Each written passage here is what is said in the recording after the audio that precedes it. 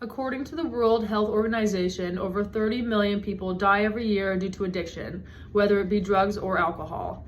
40 million Americans struggle with anxiety, and 14 million Americans have had at least one depressive episode in their life. Personally, I have struggled with all three, and the one thing that has been a big key in my recovery has been exercise. So I wanted to do some research and see if there was some science or evidence to back that. Hello, my name is Jenna, and let's get started. The chart above represents how much dopamine is released into someone's brain when they partake in one of these drugs. This chart particularly is just representing amphetamines, cocaine, nicotine, and morphine.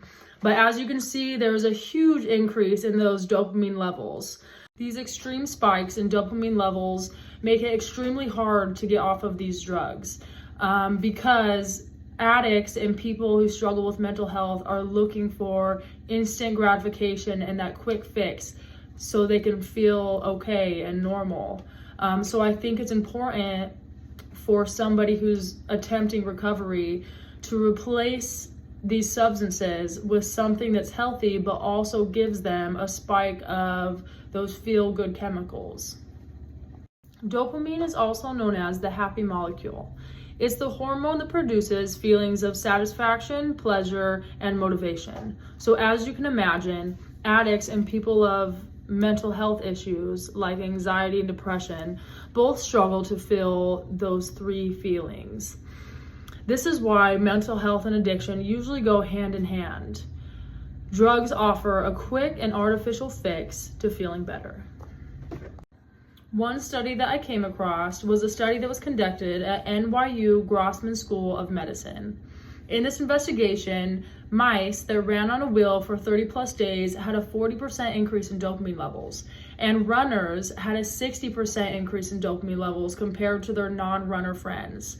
And these dopamine levels stayed elevated even after a week of rests, which suggests that you don't have to work out every day to feel better. The release of dopamine isn't the only benefit to exercising. Other benefits include releasing endorphins, reducing isolation, which if you've struggled with mental health or addiction before, you know that's a big part of it, is isolating yourself. It also improves your confidence and self-esteem, reduces stress, and improves your overall sense of purpose. Another article I came across on the National Library of Medicine consisted of 22 different studies that were done on the benefits of physical exercise on those 18 and older who struggle with substance abuse disorder. These clinical trials were focused around three different categories: abstinence, withdrawal symptoms, and depression and anxiety. The studies showed that subjects with regular exercise showed an increase of abstinence for substance abuse disorder, a decrease in withdrawal symptoms, and a decrease in anxiety and depression. Those who partake in long-term alcohol or drug abuse struggle to produce endorphins and dopamine naturally. When you feed your body those artificial hormones and chemicals, your body stops producing them on their own. So when people are going through detox or rehabilitation to get off these chemicals, it's very important that they also incorporate in these programs some kind of activity that helps the body to start producing those happy chemicals again.